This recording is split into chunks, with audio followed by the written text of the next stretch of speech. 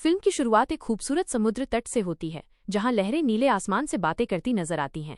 यहाँ हम मिलते हैं एक जोड़े से, जिसमें लड़की का नाम है हाइडर। वो असल में अपनी ग्रुप के साथ ऑस्ट्रेलिया घूमने आई थी, लेकिन देर रात की थकान के चलते वो और उसका साथी गहरी नींद में सो गए। जब तक उनकी आंखें खुली, उनकी ग्रुप उन्हें पीछे छोड़कर आगे बढ़ चुकी थी। अब दोनों अकेले रह गए थे, लेकिन यही अकेलापन उन्हें एक नए एडवेंचर की तरफ खींच लाया। दोनों सीधे समुद्र के किनारे पहुंचे, जहां एक अनोखा थ्रिल उनका इंतजार कर रहा था। शार्क एज एक्सपीरियंस, एक ऐसा एडवेंचर जिसमें लोगों को लोहे के पिंजरे में डालकर गहरे पानी में उतारा जाता है ताकि वे शार्क को बिल्कुल करीब से देख सकें। ये पूरा अनुभव एक आदमी चलाता था, टकर। वो इस एडवेंचर को टकर एक्सपीरियंस के नाम से बेचता था, मगर उस वक्त टकर वहां मौजूद नहीं था। उसकी जगह उसका दोस्त बैठा था, जिसने साफ कह दिया, टकर अभी आराम कर रहा है, वो तुम्हें समुद्र में नहीं ले जाएगा। हाइडर और उसका साथी थोड़ा निराश हुए ही थे कि अचानक टकर खुद वहां आ धमका। चेहरे पर एक अलग ही एनर्जी, आंखों में जंगली चमक। उसने मुस्कुराते हुए कहा, ऐसा कैसे हो सकता है कि तुम लोग यहाँ आओ और मैं तुम्हें ये अनुभव न कराऊं? चलो, आज तुम्हें असली टकर एक्सपीरियंस दूंगा। कुछ ही देर बाद वो दोनों को अपनी नाव पर ले आया। नाव समंदर के बीचों बीच दौड़ रही थी और हवा में सॉल्ट की खुशबू घुल चुकी थी। इस बीच टकर अपनी कहानी सुनाने लगा। उसकी आवाज धीमी थी, लेकिन उसमें एक अजीब सा जुनून छिपा था। बचपन में मैं शार्क के हमले से बचा था। आज भी उसके निशान मेरे शरीर पर मौजूद हैं। ये कहते हुए उसने अपनी कमीज उठाई और गहरे दांतों के निशान दिखाए। उस दिन के बाद से मुझे शार्क से नफरत नहीं, बल्कि एक अजीब सी लगाव हो गई, मानो ये जानवर अब मेरी जिंदगी का हिस्सा बन गए हों। हाइडर ने उसकी आंखों में देखते हुए कहा, मैं सोच भी नहीं सकता कि तुम्हारे लिए ये सब कितना कठिन रहा होगा। शार्क का हमला झेलना और फिर उन्हीं के बीच रोज जीना। अगर तुम्हारी जगह कोई और होता तो शायद समुद्र की ओर देखने की भी हिम्मत न करता। टकर हल्की मुस्कान के साथ चुप हो गया, लेकिन उसकी आंखों में वो खामोशी, एक डर और एक रहस्य छिपा था जो आने वाले पलों में सबके सामने आने वाला था। टकर ने अचानक मुस्कुराते हुए कहा, नहीं, ये शार्क की गलती नहीं होती। उसकी आवाज में एक ठंडापन था, और फिर उसने अपने पास रखी बाल्टी से ताज़ा खून उठाया और जोर से समुद्र में फेंक दिया। पानी का रंग देखते ही दोनों सिहर गए। अगले ही पल लहरों के नीचे से कई विशालकाय शार्क पास आ गईं। दोनों को लोहे के पिंजरे में बंद करके टकर ने उन्हें गहरे पानी में उतार दिया। पहले तो उनका दिल जोर जोर से धड़क रहा था, लेकिन जैसे जैसे शार्क करीब आईं और उनकी आंखों में झांका, उनके डर की जगह एक अजीब सा रोमांच भर गया। वो समझ चुके थे, अगर इंसान घबराए या भागने की कोशिश करे तभी शार्क हमला करती है। शांत रहो तो शार्क भी सिर्फ देखती है। ये अनोखा अनुभव उन्हें बेहद मजेदार लगा। जब वो पिंजरे से बाहर निकले, चेहरे पर मुस्कान थी और आंखों में चमक। दोनों ने टकर का धन्यवाद किया और वापस जाने लगे। लेकिन तभी कहानी ने अचानक मोड़ ले लिया। टकर की आंखों की चमक अब दोस्ताना नहीं थी, बल्कि शैतानी थी। उसने बिना चेतावनी दिए हाइडर के दोस्त की गर्दन में तेज चाकू घोंप दिया। वो कुछ समझ ही नहीं पाया और खून से लथपथ वहीं गिर पड़ा। अगले ही पल टकर ने उसके शरीर को उठाकर ठंडे पानी में फेंक दिया। हाइडर की चीखें पूरे समुद्र में गूंज उठीं, हेल्प, हेल्प! लेकिन समंदर के बीचों बीच उसकी पुकार सुनने वाला कोई नहीं था। चारों तरफ सिर्फ पानी और नीचे घूमती हुई खतरनाक शार्क। टकर अब धीरे धीरे उसकी तरफ बढ़ा, चेहरे पर एक डरावनी मुस्कान लिए। उसकी आंखों में साफ लिखा था कि अब बारी हाइडर की है। लेकिन फिल्म अचानक यहीं से कट हो जाती है। अब सीन बदलता है। हम एक नई किरदार से मिलते हैं, एक अमेरिकन लड़की जेफ। वो इस कहानी की असली नायिका है। धूप से चमकते समुद्र पर अपनी सर्फबोर्ड के साथ वो लहरों से खेल रही होती है। हवा उसके बालों से टकराती है और उसकी आंखों में सर्फिंग का जुनून साफ दिखता है। कुछ देर बाद जेफ समुद्र से निकलकर पास के पेट्रोल पंप पर जाती है। वहीं उसकी मुलाकात एक लड़के से होती है। वो असल में एक एजेंट था और अपनी कार स्टार्ट न होने की वजह से परेशान खड़ा था। जेफ के पास एक बड़ा कैंपर वैन था, जिसमें वो अकेली रहती थी। वो लोगों से ज्यादा घुलना मिलना पसंद नहीं करती थी, इसलिए पहले तो उसने उसकी मदद करने से इनकार कर दिया। लेकिन वो लड़का बार बार जिद करता रहा। आखिरकार जेफ को मानना पड़ा। उसने एजेंट लड़के को अपनी वैन में बैठाया ताकि उसे कहीं छोड़ सके। रास्ते में दोनों की बातें शुरू हुईं, हल्की फुल्की मगर धीरे धीरे दिलचस्प। बातचीत में उन्हें पता चला कि दोनों को सर्फिंग से खास लगाव है। यही समानता धीरे धीरे उन्हें करीब लाने लगी। वे दोनों मुस्कुराए, बातें की और अनजाने में दोस्त बन गए। जेफ और वो एजेंट लड़का अब एक दूसरे के साथ वक्त बिताने लगे थे। वैन उसके घर के बाहर खड़ी थी और रात की खामोशी में दोनों ने काफी बातें की। उनके बीच एक कनेक्शन बन चुका था, लेकिन दोनों की सोच अब भी अलग थी। जेफ का दोस्त उस दौरान लापरवाही में वो कपड़ा फेंक देता है जो सर्फ बोर्ड को फिट करने के लिए इस्तेमाल होता था। ये छोटा सा डिटेल बाद में बड़ा अहमियत रखने वाला था। वो एजेंट अब इस रिश्ते को लेकर गंभीर हो चुका था। उसने जेफ से सीधे कहा, मुझे लगता है हम यूं ही नहीं मिले, हमें साथ रहना चाहिए। उसकी आंखों में सच्चाई थी, लेकिन जेफ की आदतें बिल्कुल अलग थीं। उसे कहीं रुकना पसंद ही नहीं था। एक जगह टिककर रहना उसके स्वभाव के खिलाफ था। यहाँ तक कि उसने उसके घर के अंदर कदम तक नहीं रखा। लड़का अंदर चला गया खाना बनाने, और जब वापस लौटा तो नज़ारा बदल चुका था। वैन जा चुकी थी। जेफ उसे वहीं छोड़कर चली गई थी। उसकी आंखों में निराशा थी, दिल चूर चूर हो गया था। वो वहीं खड़ा रह गया, जबकि जेफ अपनी वैन लेकर सीधे बीच की ओर निकल चुकी थी। समंदर किनारे पहुंचकर उसने सर्फिंग की तैयारी शुरू की। उसे अपने बोट पर फिन्स लगानी थीं, लेकिन दिक्कत ये थी कि उसके दोस्त ने पहले ही वो फिन्स फेंक दिए थे। जेफ इधर उधर देखने लगी और उसकी नज़र पास खड़ी एक बड़े ट्रक पर गई। ये ट्रक किसी और का नहीं बल्कि टकर का था। वो चुपचाप पीछे से आया और हाथ में फिन्स लिए सामने खड़ा हो गया। उसकी मुस्कान अजीब थी, न ज्यादा दोस्ताना न पूरी तरह डरावनी, बस ऐसी जो किसी को असहज कर दे। उसने जेफ को फिन्स दिए और बातचीत शुरू कर दी। धीरे धीरे उसने उससे वो सवाल पूछने शुरू किए जो किसी अजनबी को नहीं पूछने चाहिए थे। क्या तुम अकेली हो या किसी के साथ? उसके सवालों के पीछे छुपा मकसद साफ था। जैसे पहले उसने हैदर और उसके दोस्त से जानकारी निकलवाई थी, अब वो जेफ से वही करने की कोशिश कर रहा था। लेकिन जेफ उसकी बातों में ज्यादा नहीं फंसी। उसने अस्पष्ट जवाब दिए। ये टकर को बिल्कुल पसंद नहीं आया। उसकी आंखों में चिड़चिड़ापन झलकने लगा। आखिरकार गुस्से में उसने अपना ट्रक स्टार्ट किया और वहां से निकल गया। जेफ ने चैन की सांस ली, लेकिन खतरा अभी टला नहीं था। उसी वक्त उसके फोन पर उस एजेंट लड़के का मैसेज आया, हमें मिलना चाहिए। जेफ का मन भी चाहता था कि वो उससे बात करे, लेकिन उसने अपने जज्बात दबा दिए। उसने उसे कॉल नहीं किया और मिलने से मना कर दिया। यही उसकी सबसे बड़ी गलती साबित होने वाली थी, क्योंकि अगले ही पल उसके पीछे फिर वही ट्रक आकर रुक गया। टकर वापस आ चुका था। टकर ने अचानक पीछे से जेफ को पकड़ लिया। उसके संघर्ष करने से पहले ही उसने उसे बेहोश कर दिया और अपने ट्रक में डाल लिया। गाड़ी समंदर किनारे लंबा सफर तय करती रही और अंधेरे के बीच टकर का डरावना चेहरा ही आखिरी चीज थी जो जेफ को याद रही। जब उसकी आंखें दोबारा खुली, वो अपनी नहीं बल्कि उसकी दुनिया में थी। टकर ने उसे नाव में बंद कर दिया था। रात की सन्नाटे में वो नाव गहरे समंदर में उतर गई। बाहर सिर्फ काली लहरें और अंदर कैद का अंधेरा। अगली सुबह वो एजेंट लड़का, जो जेफ का नया दोस्त था, वहां पहुंचता है। किनारे पर जेफ की वैन खड़ी थी, लेकिन जेफ खुद गायब थी। घबराकर उसने उसे कॉल किया। फोन बजा, लेकिन आवाज बाहर से नहीं, वैन के अंदर से आ रही थी। उसने दरवाजा खोला, फोन वहीं पड़ा था। टकर ने चालाकी से सब प्लान किया था। उसने जेफ का सर्फबोर्ड और फोन वहीं छोड़ दिया, ताकि दुनिया यही सोचे कि जेफ सर्फिंग करते हुए डूब गई। सबूत साफ थे और उसके पीछे का सच समंदर में छुपा था। उधर जेफ को होश आया। उसने खुद को नाव के नीचे बने एक बंद कमरे में पाया। उसके मुंह पर कपड़ा कसकर बंधा था, हाथ भारी जंजीरों से बिस्तर से जकड़े थे, सांस लेना मुश्किल हो रहा था। उसने आंखें इधर उधर घुमाई और देखा, हाइडर वहीं बंधा पड़ा था। वही हाइडर जो पहले अपने बॉयफ्रेंड के साथ एडवेंचर पर आई थी। अब उसकी हालत भी उसी जैसी थी, थकी हुई, टूटी हुई। जेफ ने पूरी ताकत से चीखना शुरू किया, हेल्प, प्लीज हेल्प। लेकिन समुद्र के बीच में उस आवाज को सुनने वाला कौन था? चारों तरफ पानी, ऊपर टकर की दुनिया और नीचे सिर्फ कैद। हाइडर ने धीमी आवाज में उसे समझाया, चिल्लाने से कुछ नहीं होगा, मैंने सब कोशिश की है, कोई नहीं आएगा। जेफ के चेहरे पर निराशा नहीं बल्कि गुस्सा उभरा। उसने अपने हाथ छुड़ाने के लिए हर तरफ नजर दौड़ाई, कुछ भी तेज, नुकीला, कोई हेयरपिन, कोई उम्मीद, लेकिन वहां कुछ नहीं था। फिर उसकी नजर कमरे की दीवार पर गई। दीवार पर खुरच कर लिखा था एक लड़की का नाम। वो देखकर जेफ कुछ पल के लिए जम गई। उसकी रूह कांप गई, क्योंकि साफ था वो नाम किसी और लड़की ने लिखा था जो इससे पहले यहाँ कैद थी। उसने अपना नाम तब लिखा था जब उसे यकीन हो गया था कि अब कोई बचाव नहीं। दीवार पर वो नाम मदद की पुकार नहीं बल्कि मौत से पहले की आखिरी निशानी थी। जेफ की आंखों में आंसू आ गए, लेकिन साथ ही उसके अंदर लड़ने की आग भी भड़क उठी। मैं हारने नहीं दूंगी खुद को। वो हर हाल में रास्ता ढूंढना चाहती थी। वहीं हाइडर थका हारा पड़ा रहा। उसकी आंखों में अब उम्मीद की कोई चिंगारी नहीं थी। वो बस धीमी आवाज में बोला, मैं सब कोशिश कर चुका हूं, अब बस खत्म होने का इंतजार है। जेफ ने उसे गुस्से और हिम्मत से देखा। नहीं, मैं खत्म नहीं होने दूंगी।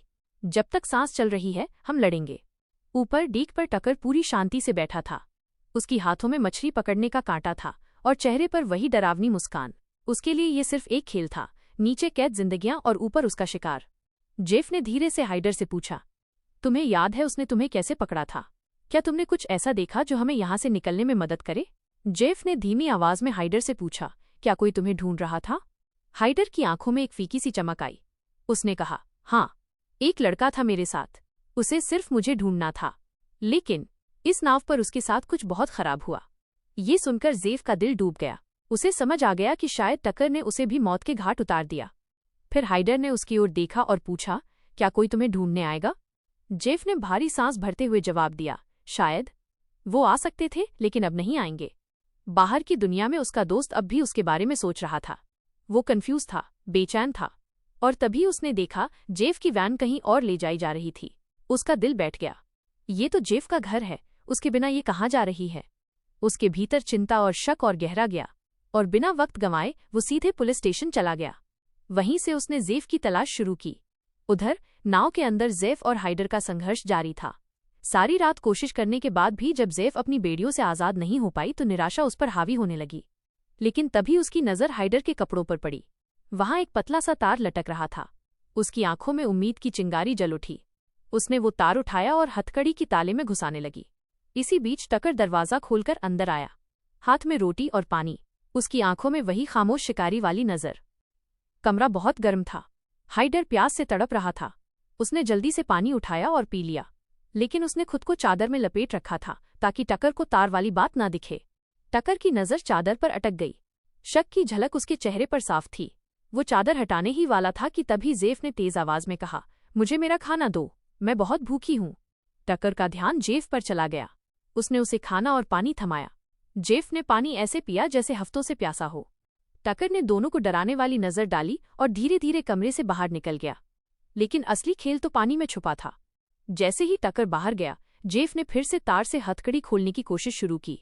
उसका दिल तेजी से धड़क रहा था, लेकिन तभी उसकी पलकों पर बोझ उतरने लगा। उसने घबराकर सोचा, ये मुझे नींद क्यों आ रही है? और अचानक समझ आ गया, टकर ने पानी में नशे की दवा मिला दी थी। उससे पहले कि वो पूरी तरह खुद को आजाद कर पाती, उसकी आंखें बंद हो गईं। हाइडर भी वहीं बेहोश होकर गिर पड़ा। जब जेफ की आंखें दोबारा खुली तो नजारा बिल्कुल बदल चुका था। अब वो नीचे के अंधेरे कमरे में नहीं थी, बल्कि ऊपर डेक पर थी। धूप उसकी आंखों पर पड़ रही थी, लेकिन उसका शरीर आजाद नहीं था। वो एक मजबूत कुर्सी से कसकर बंधी हुई थी। सामने बैठे जफर ने देखा कि हैदर को एक पट्टे से बांधकर हवा में लटका दिया गया है, जैसे कोई खिलौना हो। उसके सामने डक ने एक कैमरा ट्राइपॉड पर लगाया हुआ था और वो सब कुछ रिकॉर्ड कर रहा था। उसकी आंखों में एक पागलपन था, जैसे ये सब कोई फिल्म की शूटिंग हो। वो धीरे धीरे हैदर के बाल काटता और हंसते हुए बेतुकी बातें करता। भगवान ऊपर आसमान में नहीं, नीचे पानी में है। असली भगवान तो शार्क्स हैं। वो इंसान की तरह धोखेबाज नहीं, प्योर होते हैं। बुरे तो इंसान हैं जो उन्हें मारते हैं। इतना कहते ही डक ने एक बाल्टी भर खून पानी में फेंक दिया। खून फैलते ही गहराई से शार्क्स की हलचल साफ सुनाई देने लगी। उनकी तेज परछाइयां पानी के नीचे से ऊपर की तरफ घूमने लगीं। फिर रस्सी से हैदर को धीरे धीरे पानी में उतार दिया गया। हैदर ऊपर से हाथ पांव मारकर खुद को बचाने की कोशिश कर रहा था, लेकिन शार्क खून की गंध से पागल हो चुकी थी। उसने हैदर पर इतनी तेजी से हमला किया कि पानी अचानक लाल हो गया। उसकी चीखें हवा में गूंज रही थी, लेकिन कुछ ही पलों में उसका शरीर टुकड़ों में बिखर गया। ऊपर वाला हिस्सा और नीचे वाला हिस्सा अलग अलग होकर पानी में तैरने लगा। उसकी ये दर्दनाक मौत उसी कैमरे में कैद हो गई जिसे डक गर्व से अपनी फिल्म कह रहा था। ये सब अपनी आंखों से देखकर जफर बुरी तरह कांप उठा। उसका गला सूख गया और आंखों से आंसू बहने लगे। रोते हुए उसने दीवार पर अपने और हैदर का नाम लिख दिया, जैसे ये आखिरी निशानी हो। लेकिन तभी उसने गौर किया, दीवार पर पहले से ही बहुत सारे नाम लिखे थे। सिर्फ एक दो नहीं, दर्जनों नाम। और हर नाम के पीछे छुपी थी एक खौफनाक कहानी। उसे एहसास हुआ कि टकर कोई साधारण इंसान नहीं, बल्कि एक सीरियल किलर है जिसने अनगिनत टूरिस्ट लड़कियों को यहाँ लाकर बेरहमी से मारा है। जफर की नज़र ऊपर रखे हुए कुछ टेप्स पर गई।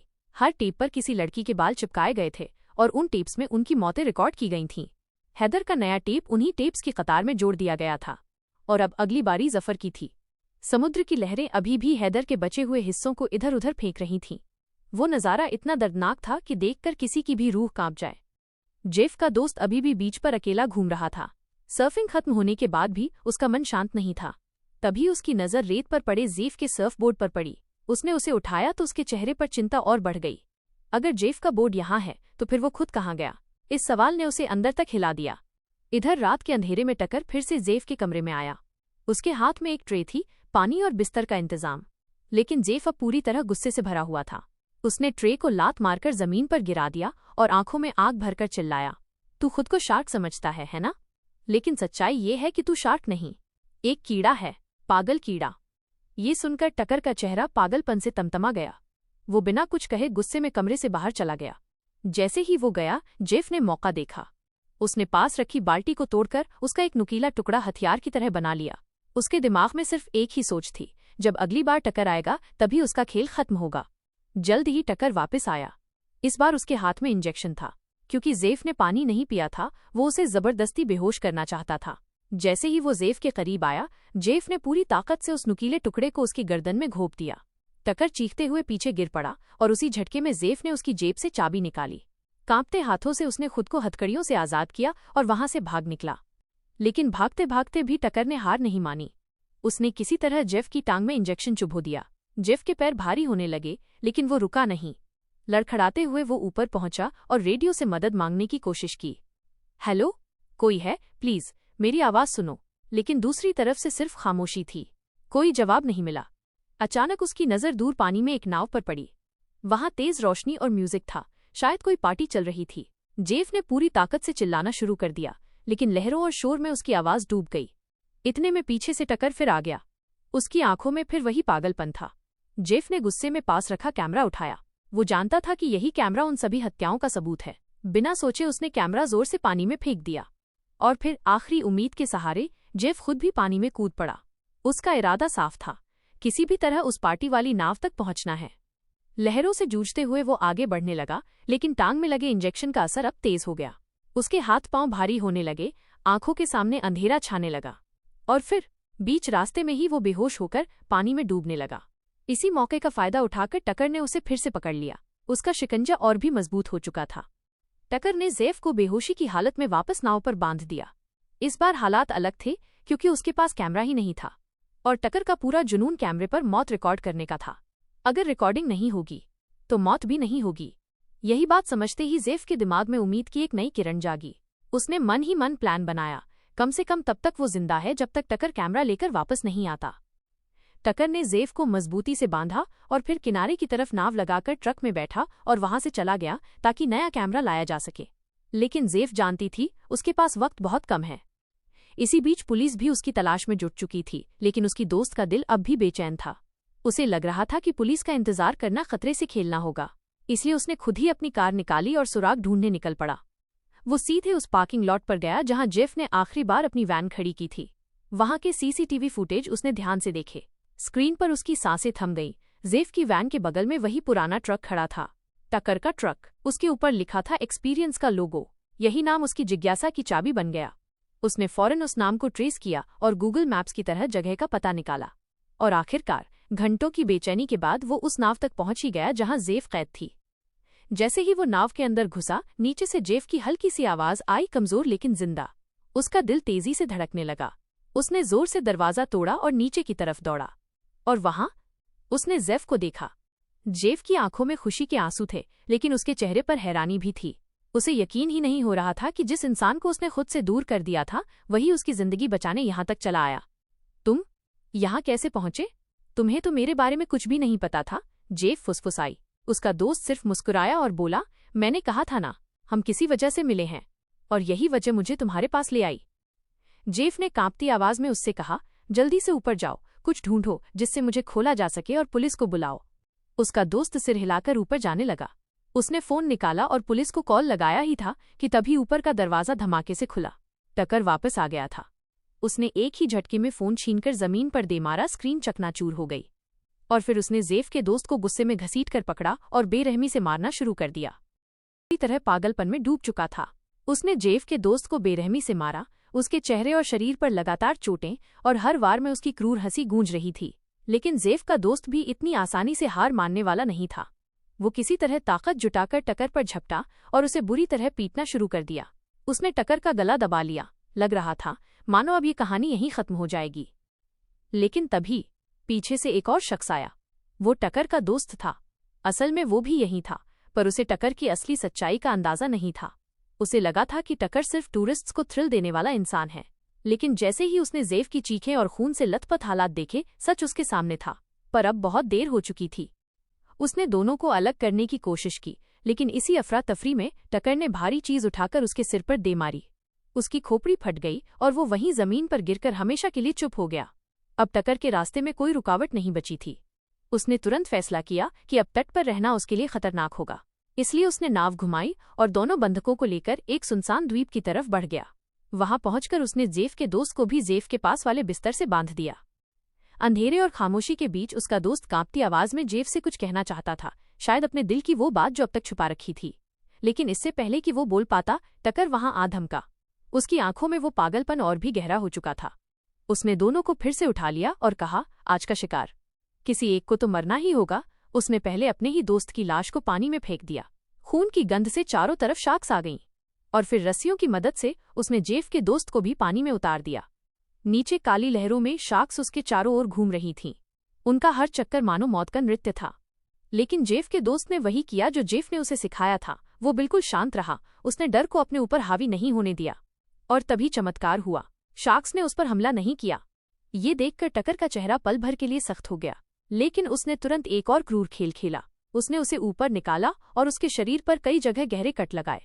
खून बहते ही उसने उसे फिर से पानी में धकेल दिया। अब हालत अलग थी। खून की गंध से शार्क्स और भी ज्यादा भड़क चुकी थीं। जेफ चीख चीख कर अपने दोस्त का नाम पुकार रही थी, लेकिन वो कुछ कर नहीं पा रही थी। उसी दौरान टकर की नजर अचानक आसमान पर पड़ी। एक हेलीकॉप्टर उनकी तरफ घूम रहा था। शायद पुलिस या कोस्ट गार्ड जेफ की तलाश में आ रहे थे। टकर का चेहरा पल भर में बदल गया। उसने दोनों को तुरंत वापस नीचे खींचा और जंजीरों से बांध दिया ताकि कोई उन्हें ऊपर से देख न पाए। क्योंकि बचपन में भी टकर पर एक सफेद शार्क ने हमला किया था, शायद इसलिए वो अपने पूरे पागलपन में मानता था कि वही उसका भगवान है। उसने बिना एक पल गंवाए जफर को रस्सी से खोलकर सीधा पानी में धकेल दिया। लेकिन जफर अब डरने वाली नहीं थी। उसने अपनी सांसें संभाली, खुद को शांत रखा और पानी में तैरती रही। शार्क्स चारों ओर घूम रही थी, लेकिन उसने हिम्मत नहीं हारी। तभी उसने अपने हाथ में भाला मजबूती से पकड़कर एक शार्क को उकसाया। पानी में अचानक हलचल मच गई। अचानक भाला उसके हाथ से छूट गया और नीचे चला गया। उसे उठाने के लिए जफर गहराई में गई और तभी उसकी नजर सामने पड़ी। सफेद शार्क उसकी तरफ बढ़ रही थी। उसकी धड़कनें तेज हो गईं। वो इतनी पास आ गई कि उसकी ठंडी आंखें साफ दिख रही थीं। लेकिन चमत्कार हुआ। शार्क ने उस पर हमला नहीं किया। वो बस पास से गुजरी और गहराई में लौट गई। जफर ने गौर किया, उसके हाथ से खून बह रहा था और उसी तरह उस शार्क के शरीर पर भी पुराने जख्मों के निशान थे। ये देखकर उसके मन में एक गहरी रियलाइजेशन हुई। शार्क कभी खतरनाक नहीं थी। असली खतरनाक तो इंसान हैं, जो लालच और मजे के लिए निर्दोष जीवों को बेरहमी से मार डालते हैं।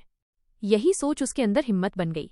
वो पूरे जोश से फिर से नाव पर चढ़ी, भाला उठाया और टकर पर टूट पड़ी। टकर अचानक संभल नहीं पाया और पानी में गिर गया।